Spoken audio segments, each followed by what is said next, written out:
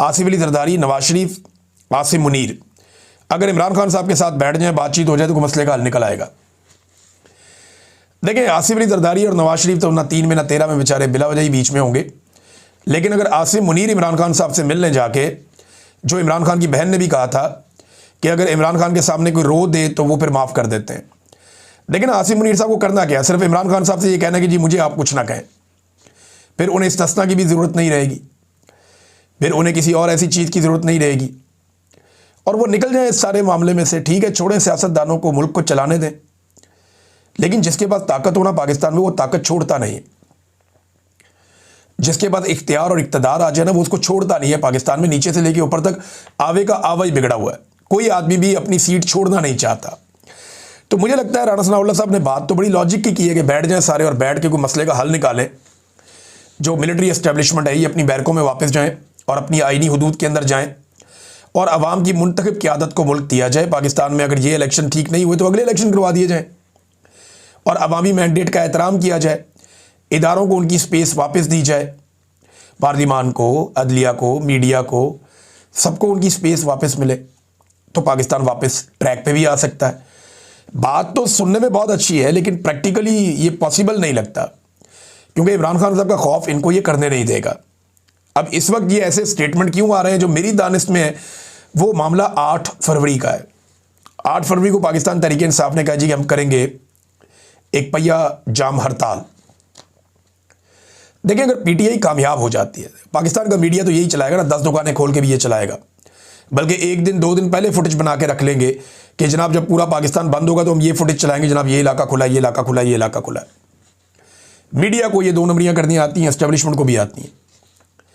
लेकिन अगर अमली तौर पर पाकिस्तान बंद करने में कामयाब हो गई पाकिस्तान तहरीक इंसाफ 8 फरवरी को, तो फिर एक बात याद रखिएगा, खतरे की घंटी बज जाएगी, क्योंकि स्ट्रीट मूवमेंट जो है उसके लिए अब कोशिशें आगे बढ़ रही हैं।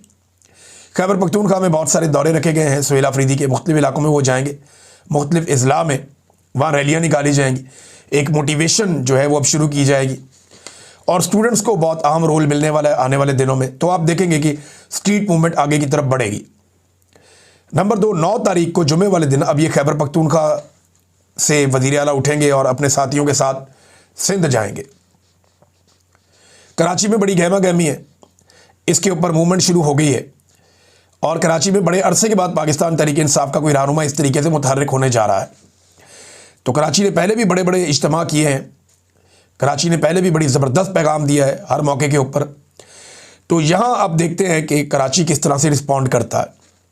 तो 8 फरवरी की फ़िक्र है, स्ट्रीट मूवमेंट की फ़िक्र है और जब भी इन्हें फ़िक्र होती है ये इसी किस्म का कोई स्टेटमेंट दे देते हैं। देखिए, नया साल आया नादरीन, सब एक दूसरे को मुबारकबाद दे रहे हैं। पाकिस्तान में लोग रात भर नाच गा रहे थे सड़कों पे, ऐसे जैसे पाकिस्तान की तरक्की का सफ़र रुक ही नहीं रहा। यानी ऐसे नाच गा रहे थे जैसे लोग इंटरटेनमेंट के बेचारे तरसे हुए हैं, सुख का सांस ही कोई नहीं है। तो जब उन्हें मौका मिलता है वो बाहर निकलते हैं, अपने लाउड एक्सप्रेशन शो करते हैं, नाच रहे थे, गा रहे थे।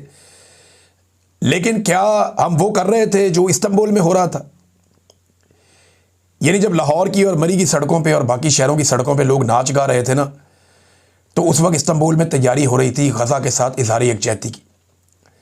5.25 लाख लोग निकले इस्तांबुल में और उन्होंने दुआ भी की, इज़हार यकजहती किया गज़ा के अपने फ़लस्तीनी भाइयों के साथ। लेकिन पाकिस्तान में कॉन्सर्ट हो रहे थे, नाच गाने हो रहे थे। पाकिस्तानियों को यह सोचना पड़ेगा कि उनके ऊपर यह जुल्म क्यों होता है। ये जालिम आपके ऊपर तब तक मुतहर्रिक रहेंगे जब तक आप एक मुट्ठी बनकर खड़ा होना नहीं सीखेंगे। गानों पे झूमने से बेहतर है कि आप एक दफ़ा दमादम मस्त कर अंदर करें और अपना हक मांगें, क्योंकि आपके हक के लिए सिर्फ लीडर की जिम्मेदारी नहीं है कि वो लड़े। कभी नवाज शरीफ लड़े, कभी बेनज़ीर लड़े, कभी जुल्फ़िकार दी भुट्टो लड़े, कभी कोई और लड़े, आज इमरान खान लड़ रहा है वो लड़ाई। आपको खुद अपनी लड़ाई लड़नी पड़ेगी, आपको खड़े होना पड़ेगा। पाकिस्तानी जब तक खड़े नहीं होंगे तब तक लीडर जितनी मर्जी कुर्बानियां देते रहें, पाकिस्तान आगे नहीं बढ़ेगा। एक दफ़ा पाकिस्तानियों को खड़ा होना पड़ेगा, निकलना पड़ेगा बाहर, जैसे कौमें निकलती हैं। पाकिस्तानियों ने 8 फरवरी को एक बड़ा पुरअमन तरीके से, बड़ा शानदार तरीके से इनकलाब का एक जलवा दिखाया था। ये वही पाकिस्तानी है। इन्हें एक मरतबा फिर पुरअमन तरीके से एस्टेब्लिशमेंट को बताना पड़ेगा कि हमारे पास दूसरा तरीका भी है और हम इससे इस्तेमाल भी कर सकते हैं, और बड़े पुरअमन तरीके से हो जाएगा।